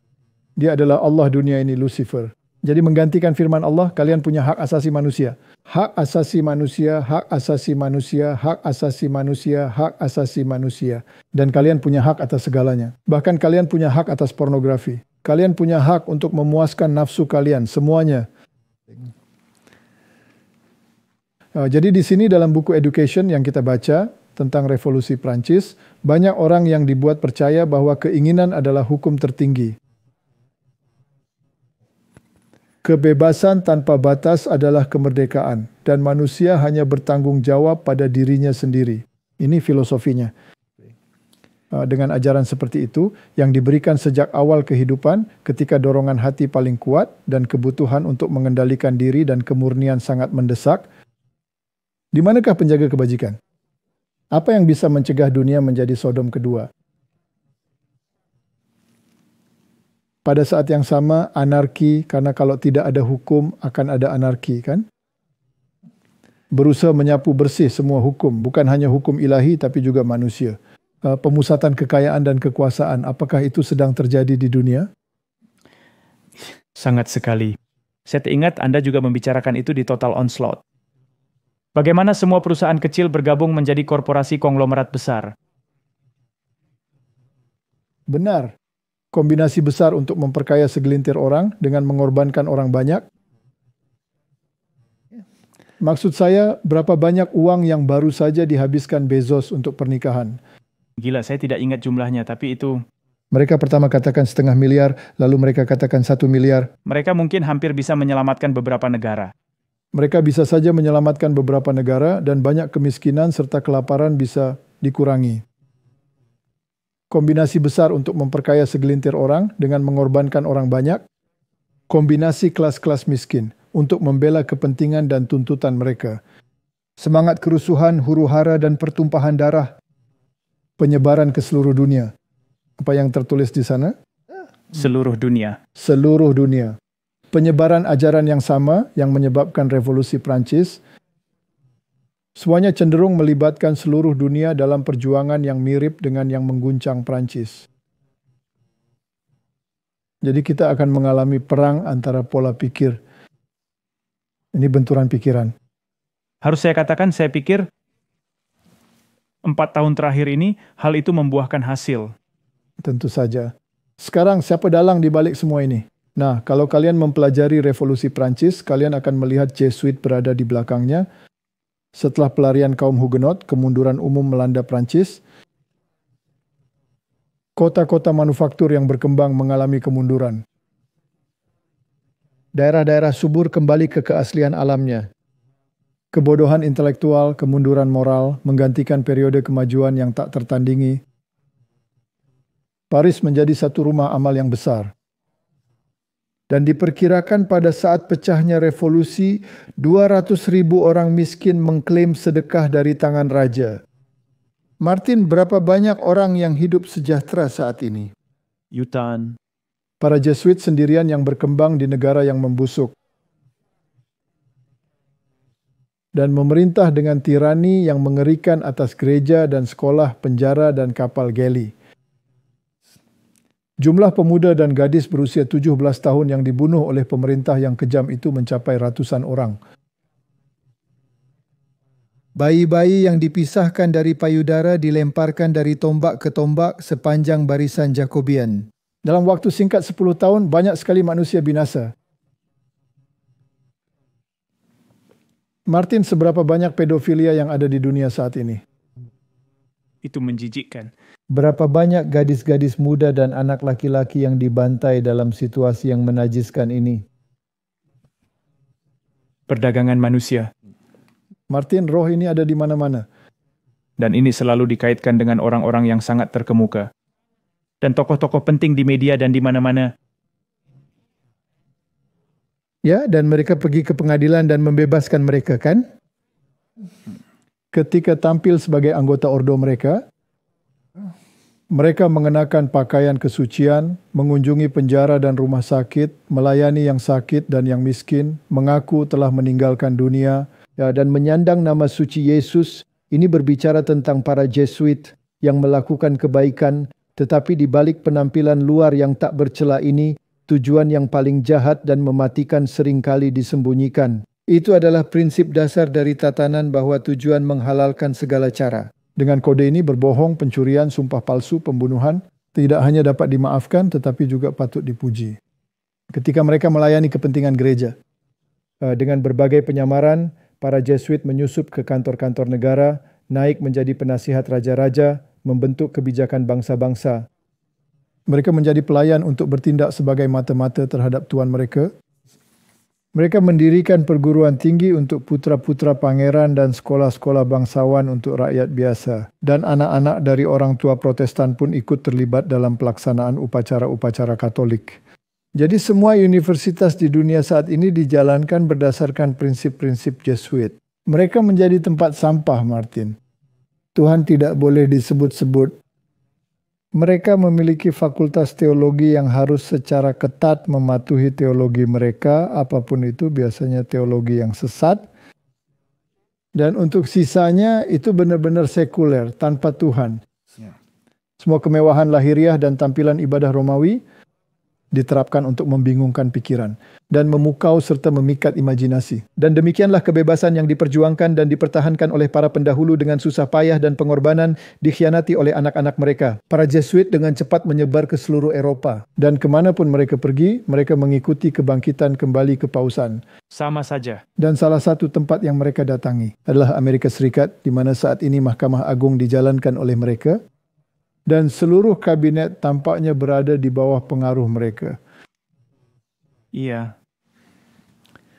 Terlepas dari kebencian umum terhadapnya, bahkan di negara-negara Katolik, pengadilan yang mengerikan ini kembali dibentuk oleh para penguasa kepausan.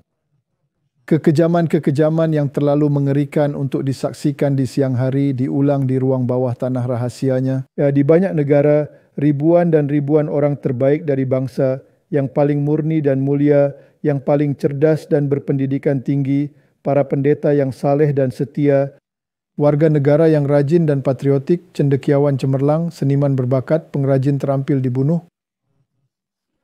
atau dipaksa melarikan diri dari tanah air mereka. Itulah cara-cara yang digunakan Roma untuk memadamkan cahaya reformasi. Dan apa yang ditimbulkannya, Martin? Hal itu menimbulkan abad kegelapan. Dan bagaimana? Dengan menarik Alkitab dari manusia. Ya, dan negara-negara terkecil, bangsa-bangsa yang paling lemah dan paling tidak kuat menjadi bentengnya. Itu adalah Jenewa kecil di tengah-tengah musuh-musuh besar yang merencanakan kehancuran. Itu adalah Belanda dan gundukan pasir di tepi laut utara yang berjuang melawan tirani Spanyol. Dan di antara kerajaan-kerajaan terbesar dan paling megah, justru Swedia yang suram dan tanduslah yang meraih kemenangan bagi reformasi. Jadi Tuhan menjaga ide reformasi tetap hidup, tetapi para Jesuit mencuri pikiran rakyat.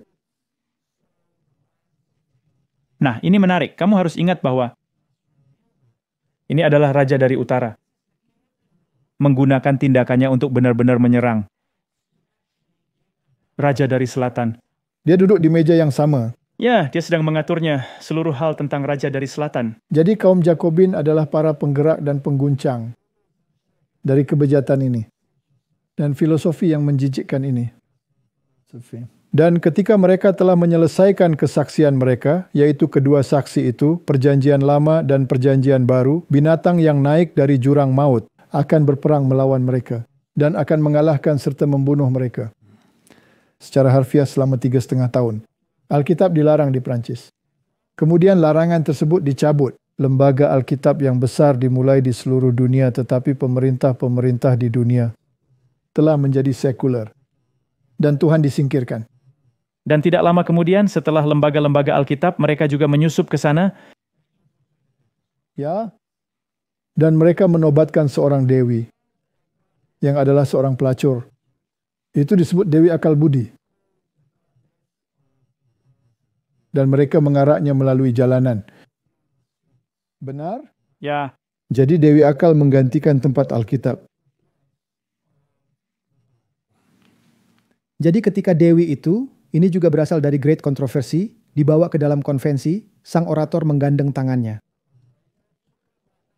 Dan berpaling kepada jemaat dan berkata, manusia berhenti gemetar di hadapan guntur tak berdaya dari Tuhan yang telah diciptakan oleh ketakutanmu. Menjijikkan, bukan? Anda melihat itu hari ini dengan seluruh gerakan woke ini. Tepat sekali. Mulai sekarang tidak mengakui ketuhanan selain akal budi. Saya menawarkan kepada Anda gambaran yang paling mulia dan murni. Jika kalian harus memiliki berhala, berkorbanlah hanya kepada yang seperti ini.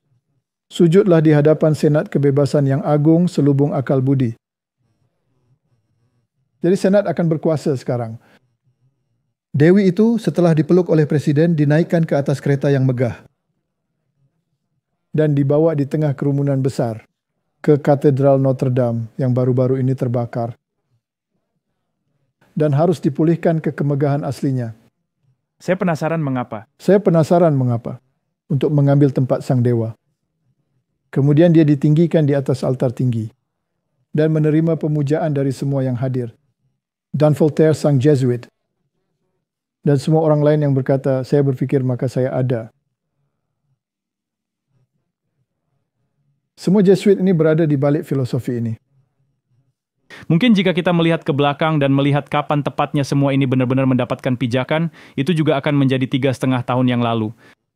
Benar. Dan kekuasaan raja-raja diambil. Negara-negara di dunia menjadi sekuler. Bahkan Paus oleh Napoleon, seorang Freemason, ditawan. Dan kekuasaan entitas politiknya diambil. Sampai waktu ketika itu harus dipulihkan. Dan kita akan sampai ke sana. Jadi Martin, jika kita lanjutkan ceritanya, di Wahyu pasal 17, Anda memiliki binatang dari Wahyu pasal 17. Dan seorang perempuan menunggangi binatang ini, benar? Sekarang binatang ini juga adalah naga berkepala 7, tetapi tidak ada mahkota. Hanya tanduk. Jadi dia tidak memerintah. Jadi ini adalah tahap is not, seperti yang sudah kita bahas, benar? Anda memiliki tahap kekuasaan kepausan, di mana mahkota berada di tanduk. Dia sedang memerintah. Sekarang mahkota-mahkota itu hilang. Ini adalah binatang dari jurang maut, yang sedang memerintah. Dan seorang perempuan yang menunggangi binatang itu. Dari jurang maut, binatang itu tidak memiliki mahkota. Karena sekarang dalam tahap is not. Tetapi akan menerima kekuasaan setelah tahap ini selesai. Oke, jadi ini adalah bagian di mana ia masih memiliki luka yang tampaknya mematikan. Benar. Sekarang apa tujuan binatang ini tidak memiliki mahkota? Dengan kata lain, kekuasaan untuk mengatur moralitas sesuai dengan kehendak mereka. Jadi mereka tidak mampu menegakkan hukum mereka. Tetapi masih... Ya, jadi pada dasarnya Martin ini adalah tahap yang diciptakan yang harus diatasi. Untuk kembali ke tahap memerintah. Dan jika kita melompat ke ayat 12, kita akan melihat bahwa 10 tanduk yang engkau lihat adalah 10 raja yang belum menerima kerajaan. Mereka tidak memiliki mahkota. Tetapi menerima kekuasaan sebagai raja selama 1 jam bersama binatang itu. Dan binatang itu selalu Katolisisme, benar? Mereka memiliki satu pikiran dan akan memberikan kekuatan mereka. Dan kekuatan kepada binatang itu. Dan gereja memerintah binatang ini. Jadi filosofi raja dari selatan adalah filosofi ateisme. Dan itu adalah filosofi kebebasan yang tidak bermoral. Lakukanlah apa yang engkau kehendaki adalah keseluruhan hukum. Dan itu adalah filosofi bawah tanah. Itu adalah binatang yang naik dari jurang maut. Memasukkan filosofi baru ke dalam dunia. Dewi akal budi. Kebebasan, persaudaraan, kemerdekaan, pertemanan. Kita semua saling mencintai.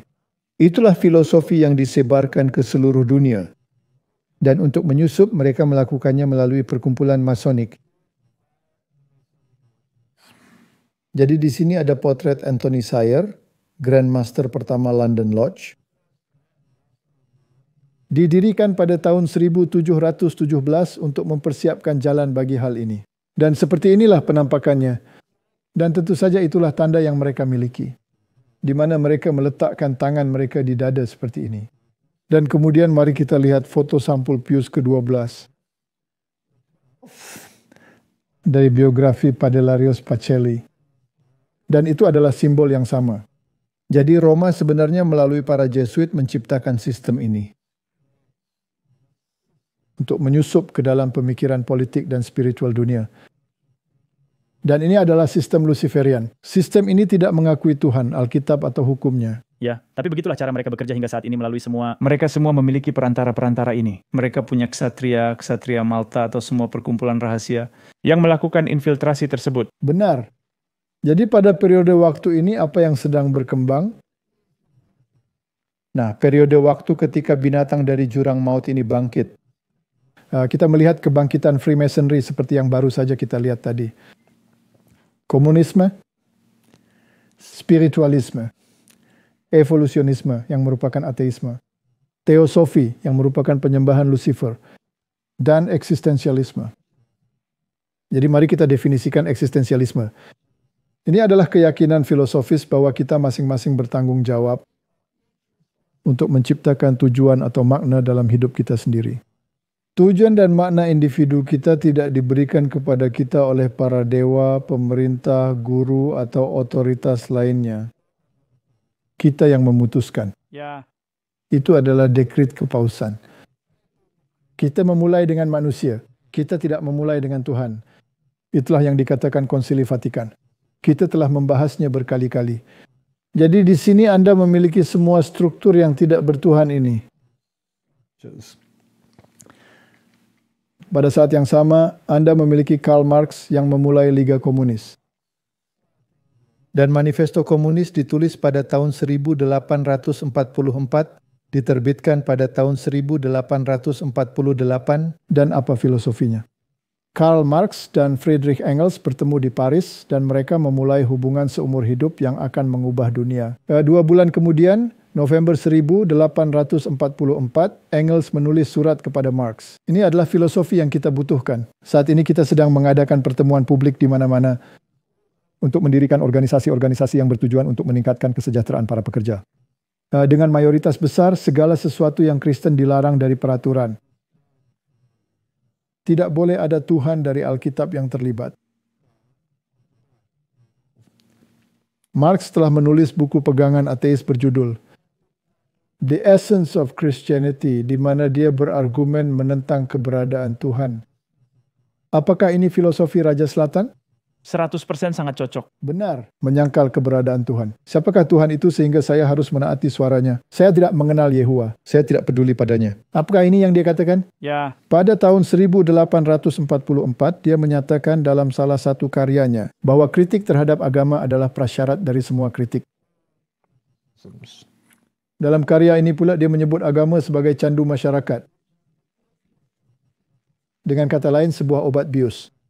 Dan dalam kalimat berikutnya mengusulkan penghapusan agama. Mari kita singkirkan agama. Apakah itu tertulis dalam konstitusi? Bukankah Prancis yang mengirimkan patung Liberty? Ya, karena ini adalah kebebasan yang luar biasa ini, sebenarnya kebebasan beragama. Kebebasan dari apa, Martin? Dari Tuhan dan hukum, bukan? Sebagai hal yang penting untuk kebahagiaan sejati dan dengan demikian lahirlah Marxisme, sosialisme dan komunisme yang telah membawa begitu banyak kebahagiaan di dunia. Baiklah Martin. Jadi cukup menarik Marxisme, sosialisme dan komunisme.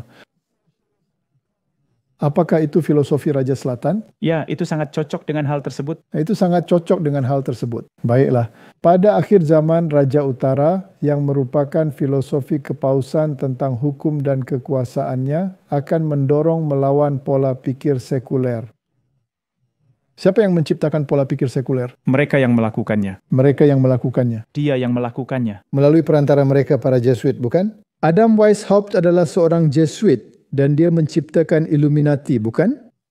Anda mengatakan bahwa itu mendorong melawan, tetapi sebenarnya Raja Selatan yang mendorong melawan Raja Utara. Raja Selatan mendorong melawan dia dan kemudian dia menguasainya. Ya, Jadi ketika komunisme dan sosialisme dan semua ini bergabung, seperti yang telah kita lihat selama bertahun-tahun, mereka telah mendorong melawan Raja Utara. Tapi seperti yang baru saja Anda sebutkan, bagaimanapun juga itu diciptakan oleh Raja Utara yang sama. baiklah. Mari kita menjadi sangat praktis. Di bawah pemerintahan Biden, pola pikir apa yang berkuasa? Raja dari Selatan atau Raja dari Utara? Raja dari Selatan. Filosofi Raja dari Selatan, kan? Kebebasan tanpa batas. Lakukan apa yang Anda mau. Woke apa saja. Semua hal itu. Kita akan melihat itu sebentar lagi. Dan tentu saja, itu juga diperkenalkan di sana oleh Jesuit. Ya, Karena gerakan hippie dengan cinta bebas dan obat-obatan, itu didorong oleh Jesuit. ya, Mereka pergi dengan mobil kombi kecil mereka yang penuh bunga sambil membagikan LSD dan obat-obatan. Dan memastikan bahwa kita datang ke San Francisco dengan bunga di rambut kita untuk memiliki sedikit kebebasan tanpa batas. Sambil kita menghisap dan menghembuskan. menarik. Terbang bersama burung perak dan seterusnya dan seterusnya. Lucy in the Sky with Diamonds LSD. Ya, nah, menarik. Saya baru saja berpikir Biden adalah seorang Katolik, jadi dia adalah Raja dari Utara, tetapi dia membiarkan semua ini terjadi. Dia memainkan peran sebagai Raja dari Selatan. Selama gerakan hippie, bukankah juga ada kandidat presiden yang merupakan Raja dari Utara dari Kepausan? Ya, Jadi setiap kali ada dorongan ini sebenarnya ada Raja dari Utara. di balik layar seseorang benar-benar berkuasa. Dia hanya menyiapkan sebuah sistem, kan? 1844 Martin kita memiliki asal-usul spesies. Kapan ini ditulis oleh Darwin? Nah, dia membuat beberapa catatan singkat yang dia perluas pada tahun 1844. Oh, jadi di sini muncul filosofi bahwa Tuhan tidak ada. Apakah ini Raja dari Selatan atau Raja dari Utara? Raja dari Selatan. Mari kita lihat konsep tentang meningkatnya kemerosotan moral di Barat.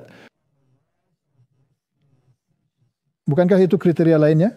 Sodom, secara spiritual Sodom. Ya, Dan jika Anda mencarinya di web, inilah yang akan Anda temukan. Cukup ketik kemunculan kemerosotan moral Barat. Saya mengutip langsung dari paman Google. Atau apakah itu Bibi Google?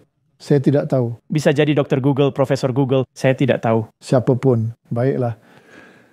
Mencerminkan perdebatan historis dan berkelanjutan tentang moralitas, norma-norma sosial, dan penurunan nilai-nilai tradisional yang dirasakan dalam masyarakat Barat.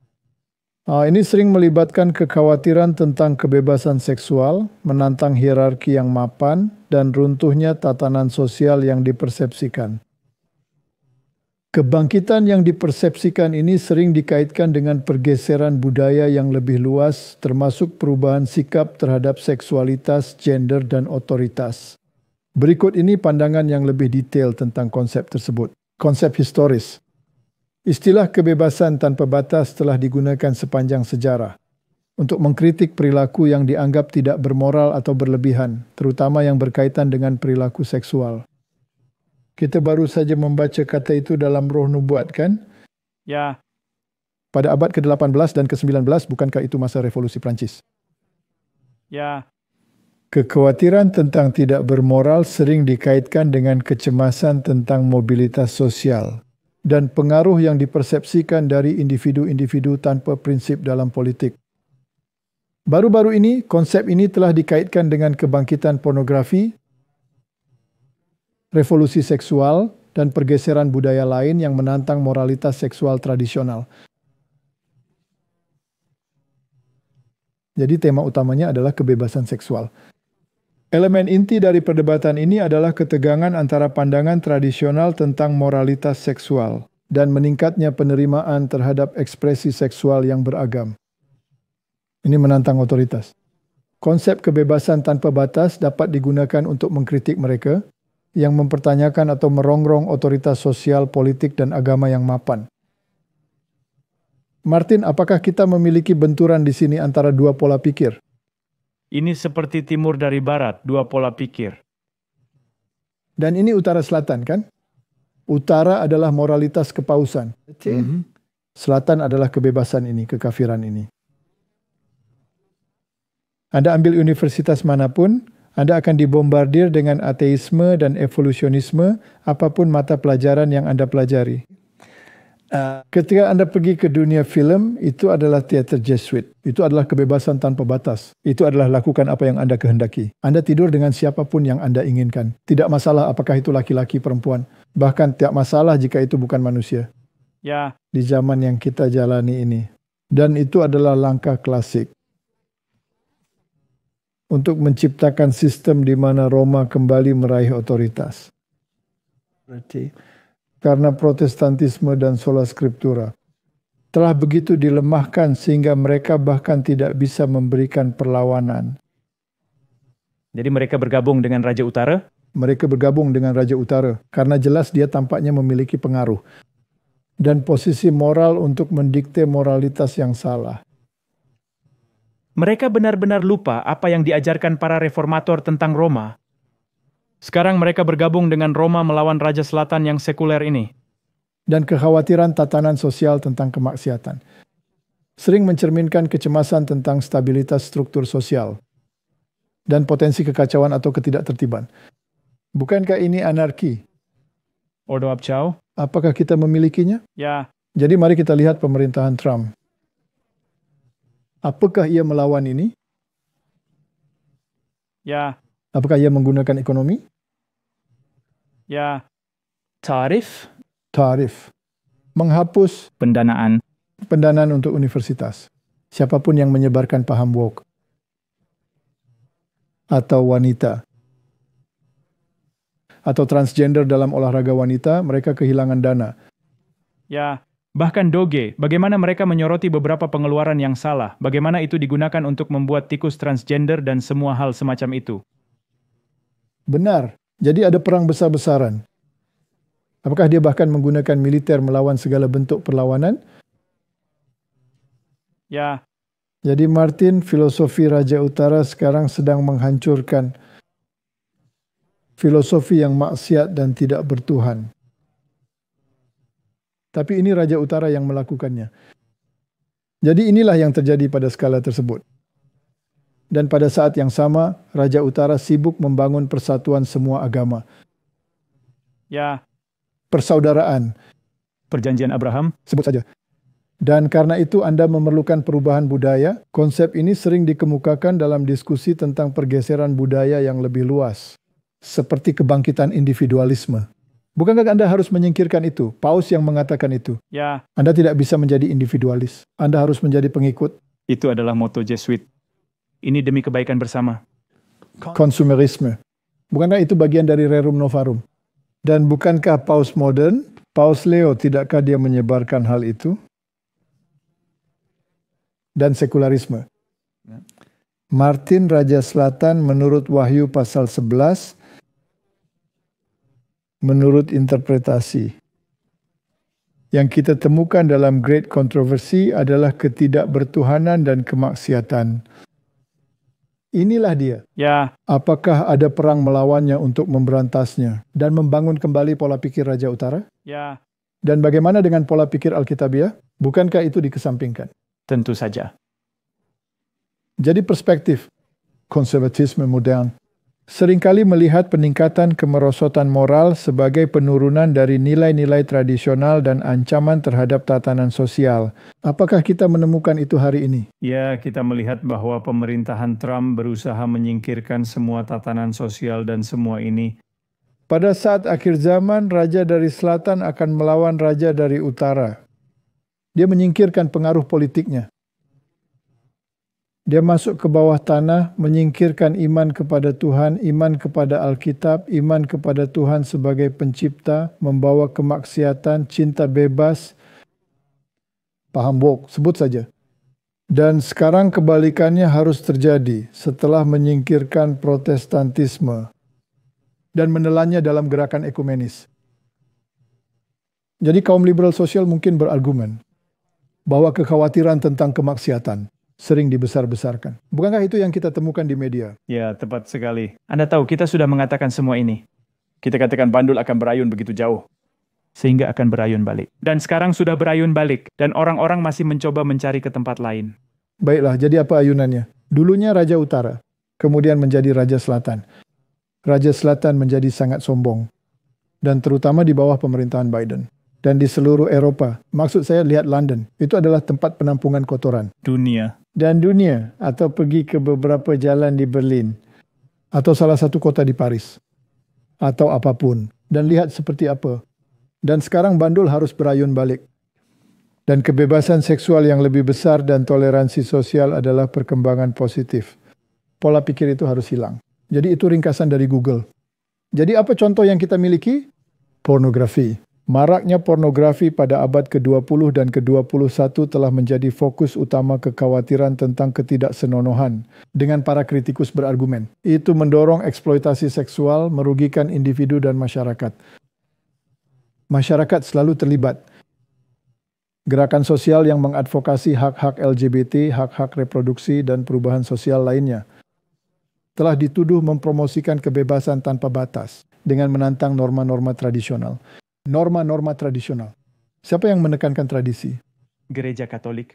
Gereja Katolik Roma. Wacana politik. Istilah kebebasan tanpa batas dapat digunakan dalam retorika politik untuk menyerang lawan dan mendemonisasi ide-ide mereka. Apakah itu terjadi hari ini? Lihat, hal itu cukup sering terjadi di bawah pemerintahan Biden. Sekarang ini sedang dikalahkan. Dan mereka mundur. Ya. Karena mereka takut dengan ekonomi. Uang yang dicabut. Bahwa Universitas Pennsylvania harus berubah. Mereka harus mengambil kembali hadiah yang diberikan kepada orang-orang ini. Ya, dan dengan dalih yang satu atau lainnya Anda akan ditangkap dan Anda akan disingkirkan jika Anda tidak bekerja sama. Jadi sebagai kesimpulan, dapatkah kita mengatakan bahwa gagasan tentang kebangkitan moralitas Barat adalah sebuah konsep yang kompleks dan diperdebatkan? Hal ini mencerminkan perdebatan yang sedang berlangsung tentang moralitas dan perubahan sosial dan ketegangan antara kebebasan individu dan tatanan sosial. Kebaikan bersama, apakah itu tatanan sosial? Ya. Dan Martin, apa yang akan menjadi akhir dari semua ini? Nah, Wahyu mengakhiri ceritanya setelah mendatangkan filosofi Raja Selatan ini, yang sekarang harus ditaklukkan. Dan raja-raja dunia harus menyerahkan kekuasaan mereka kepada binatang itu. Dengan kata lain, Roma akan kembali mendikte moralitasnya melalui hukum. Lalu apa yang terjadi? Ayat 15 dalam pasal 11. Lalu malaikat yang ketujuh meniup sangkakalanya, dan terdengarlah suara-suara nyaring di dalam sorga, katanya, pemerintahan atas dunia dipegang oleh Tuhan kita, dan dia yang diurapinya Kristus, dan ia akan memerintah sebagai raja sampai selama-lamanya. Kerajaan Allah akan didirikan, bukan oleh manusia. Kita telah membahas itu. Dan ke-24 tua-tua yang duduk di hadapan Allah pada tahta mereka, sujud menyembah Allah berkata, kami mengucap syukur kepadamu, ya Tuhan Allah yang Maha Kuasa, yang ada dan yang telah ada, dan yang akan datang karena Engkau telah menerima kuasamu yang besar dan memerintah. Tidak ada kekuatan duniawi yang akan memerintah. Dan semua bangsa telah marah, tetapi amarahmu telah datang, dan saat bagi orang-orang mati untuk dihakimi, dan untuk memberi upah kepada hamba-hambamu, nabi-nabi dan orang-orang kudus, dan kepada mereka yang takut akan namamu, kepada orang-orang kecil dan orang-orang besar, dan untuk membinasakan barang siapa yang membinasakan bumi. Jadi Martin, Tuhan akan menghancurkan seluruh sistem. Maka terbukalah bait suci Allah yang di sorga, dan kelihatanlah tabut perjanjiannya di dalam bait suci itu. Itulah hukum Allah. Dan terjadilah kilat dan deru guruh dan gempa bumi dan hujan es lebat. Jadi apakah hukum Allah akan menjadi sangat penting? Tampaknya begitu. Dan kemudian ada gempa bumi dan hujan es yang besar. Itulah tulah ketujuh, penghancuran segalanya. Jadi pada dasarnya kita dapat menyimpulkan dengan mengatakan firman-Mu adalah pelita bagi kakiku dan terang bagi jalanku. Entah kita berpegang teguh pada itu, atau kita berakhir dengan kekuasaan kepausan yang meniadakan firman Allah dan menetapkan moralitasnya sendiri. Dan jika kita tidak berpegang teguh pada ini, maka kita akan berakhir di Mesir, yang merupakan filosofi Raja Selatan. Dan filosofi Raja Utara akan menang. Ini akan mengambil alih. Ini sedang mengatur situasinya. Dan Turki sama sekali tidak memiliki hubungan dengan itu. itu akan dimasukkan ke dalam Raja Utara. Benar, itu sudah tergabung dalam Raja Utara. Mari kita akhiri dengan kutipan terakhir. Dalam kata-kata seorang pembaharu awal. Mengenai gereja Kristen, Alkitab adalah landasan. Yang telah menghabisi banyak palu. Itu akan mematahkan palu Raja Selatan. Dan itu akan membuat palu Raja Utara menjadi usang. Keduanya akan dihancurkan oleh firman Tuhan. Firman Tuhan, tidak ada senjata yang dibentuk untuk melawanmu yang akan berhasil, dan setiap lidah yang akan bangkit melawanmu dalam penghakiman akan engkau hukum.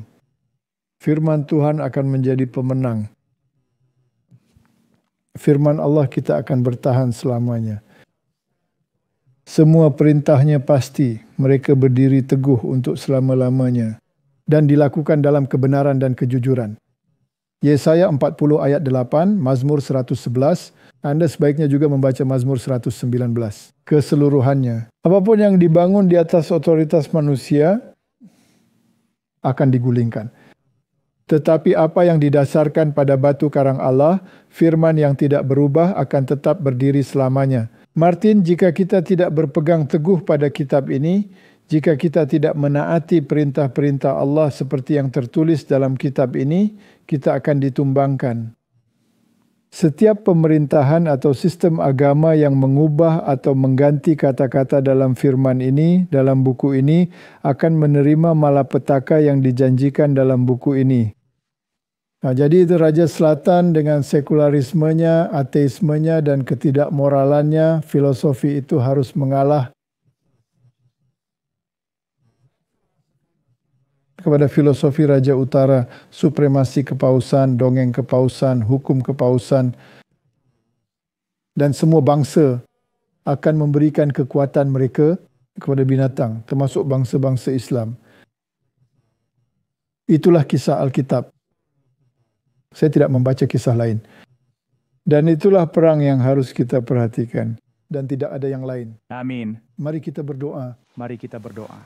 Bapa Surgawi, firman-Mu sangat jelas mengenai siapa musuhnya, siapa yang harus kita waspadai, dan apa peristiwa-peristiwa akhir zaman.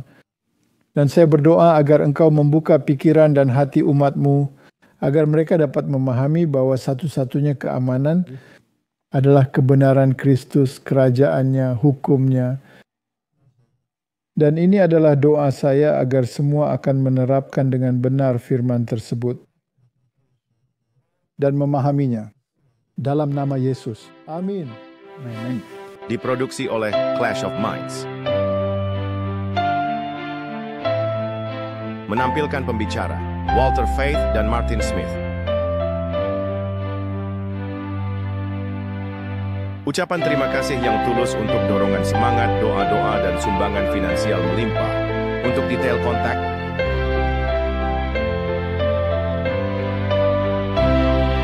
kami memuji Juru Selamat kami, Yesus Kristus, yang setia dan sejati untuk kasih karunia dan belas kasihan dan hak istimewa bekerja di kebun anggurnya, guna menjangkau jiwa-jiwa bagi kerajaannya yang segera tiba.